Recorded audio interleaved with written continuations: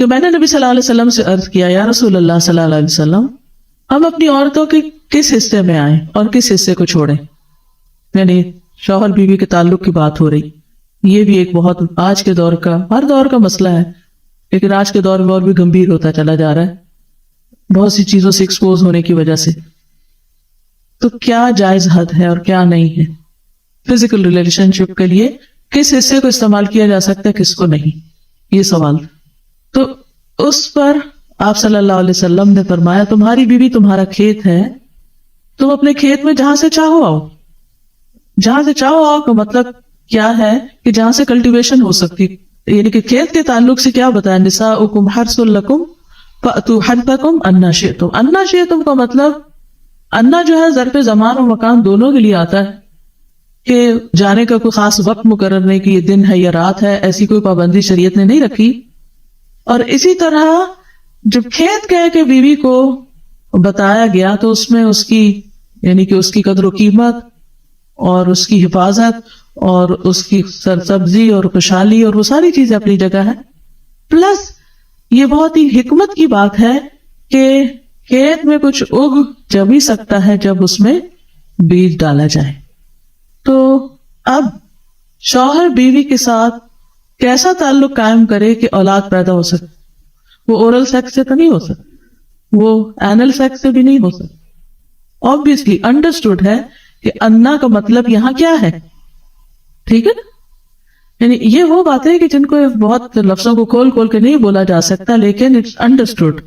تو آپ نے کہا جہاں سے چاہو، یعنی کوئی رکاوٹ نہیں، ممانعت نہیں. اس کا یہ مطلب نہیں کہ ناجائز حدود پھلانگ کے کہو کہ اس کی بھی ممانعت نہیں. البتہ جب تم کھاؤ تو اسے کھلاؤ، یعنی کہ شوہر خود آؤٹنگ ڈائننگ کے لیے چلا جائے اور بیوی کو کہے کہ بس گھر میں ہی پکا لو اپنے لیے اور کھا لو، خود صرف دوستوں کے ساتھ رہے. دس از ناٹ رائٹ. بیوی کو بھی لے کے جائے اور ساس بھی بہو کو جانے دے. جب تم کھاؤ تو اسے بھی کھلاؤ، جب پہنو تو اسے بھی پہناؤ. کا مطلب یہ ہے کہ عید آئی ہے، اپنے لیے سوٹ لے رہے ہو تو بیوی کو بھی کچھ لے کے دو. یہ ہے ایکوالٹی ایک طرح سے. اس کے چہرے پہ نہ مارو، اسے گالیاں مت دو، ابیوز نہیں کر سکتے. اور اسے قطع تعلقی اگر کرو، یعنی ویسے تو نہ کرو لیکن اگر کرو تو گھر کی حد تک رکھو. کک آؤٹ نہیں کرو، گھر سے باہر نہیں پھینکو، گھر سے نہیں نکالو. کیونکہ بعض شوہر کہتے ہیں نا، فون پہ کہہ دیتے ہیں گھر چلی جاؤ ماں باپ کے، میں تب گھر میں داخل ہوں، آؤں گا ہی نہیں. یہ غلط ہے، ایسے نہیں کرنا چاہیے. اور یہ کیسے مناسب، یہ کیسے ہو سکتا ہے کہ تم اس کے ساتھ یہ سلوک کرو جبکہ تم ایک دوسرے کے پاس حلال طریقے سے آتے ہو؟ یعنی تمہارا ایک جائز تعلق ہے اور پھر تم اس تعلق کو اس طرح خراب کرو. تو بیوی کو مارنے سے متعلق جو قرآن اور حدیث کی روشنی میں جو حکم ہے وہ سامنے. پھر اسی طرح غلام کو مارنے کی ممانعت، نوکر کو، غلام کو، اس کو بھی نہیں مارنا چاہیے. ابو مسعود بدری سے روایت ہے کہ میں اپنے غلام کو کوڑے کے ساتھ مار رہا تھا کہ میں نے اپنے پیچھے سے آواز سنی، اے ابو مسعود جان لو. اور میں غصے کی وجہ سے آواز سمجھ نہ سکا، یعنی ایسے مار رہا تھا کہ مجھے نہیں سمجھ آئی کہ کس نے پکارا مجھے.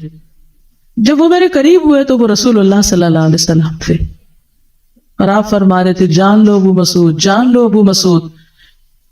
کہتے ہیں میں نے اپنے ہاتھ سے کوڑا پھینک دیا تو آپ نے فرمایا جان لو ابو مسعود، یعنی آپ بار بار فرما رہے تھے اللہ تم پر زیادہ قدرت رکھتا ہے تمہاری اس غلام پر قدرت سے، یعنی جتنا تم اس غلام پہ قدرت رکھتے ہو اللہ اس سے زیادہ تم پہ قدرت رکھتا ہے، یعنی تمہیں مارے گا. کہتے ہیں کہ میں نے عرض کیا اے اللہ کے رسول صلی اللہ علیہ وسلم میں اس کے بعد کبھی غلام کو نہیں ماروں گا. اور بعض روایت میں آتا ہے کہ انہوں نے آزاد کر دیا.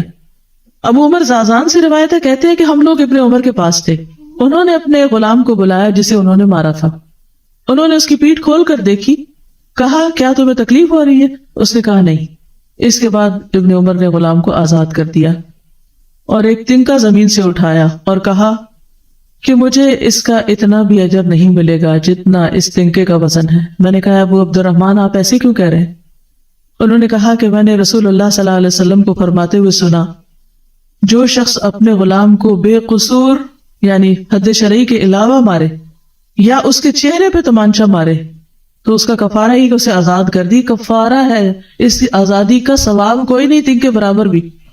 یعنی بعض اوقات تم کہتے ہیں بڑی نیکی کی لیکن اس میں تو چھوٹ بھی جائے تو وہ بھی بہت بڑی بات ہے. صحابہ کرام جو تھے وہ خاص طور پر اس سے محتاط رہتے اور غلاموں سے درگزر کرتے تھے. ابو لیلہ کہتے ہیں کہ سلمان رضی اللہ عنہ نکلے، وہ اپنی سواری کو چارہ کھلاتے تھے تو وہ ہودے سے گرتا رہتا. ہودہ کیا کہتے ہیں؟ وہ چیز، محمل، باسکٹ کہہ لیں، جس میں اس کا چارہ رکھ کے دیا جاتا. اس پر انہوں نے اپنے خادم سے کہا اگر مجھے قصاص کا خوف نہ ہوتا تو میں تمہاری پٹائی کرتا کہ تم نے ایسی چیز کیوں جانور کے آگے رکھی. تو مطلب یہ کہ اگر میں تمہیں ماروں گا تو مجھے بھی مار پڑے گی، اس لیے میں تمہیں مار نہیں رہا، ورنہ جو حرکت تم نے کی ہے اس میں تمہیں مار پڑنی چاہیے. نماز پڑھنے والے غلام کو نہ مارنا.